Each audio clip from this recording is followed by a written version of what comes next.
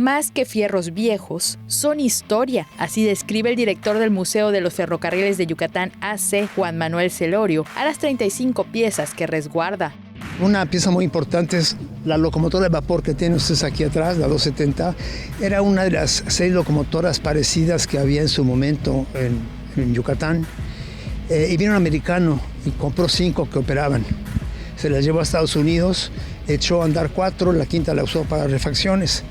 El americano se llama Walt Disney y las locomotoras están en Orlando funcionando. Tenemos la locomotora que sustituyó a las locomotoras de vapor, una F7 fabricada por General Motors. Son 35 piezas entre locomotoras, coches de pasajeros, coches de carga, cabús, entre otras.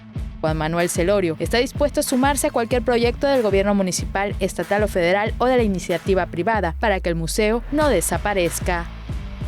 Para nosotros sería una ilusión, por ejemplo, algo que siempre hemos pedido, pasar un tren de pasajeros con su locomotora a la estación central. A 6 meses de su apertura, luego del cierre por la pandemia, el flujo de visitantes es de más de un centenar por semana.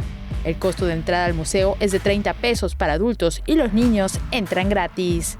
Con imágenes de Efraín Rodríguez, Maribel Vega, Teleyucatán te informa. Teleyucatán te informa. Lunes a viernes, 8 de la noche. Síguenos.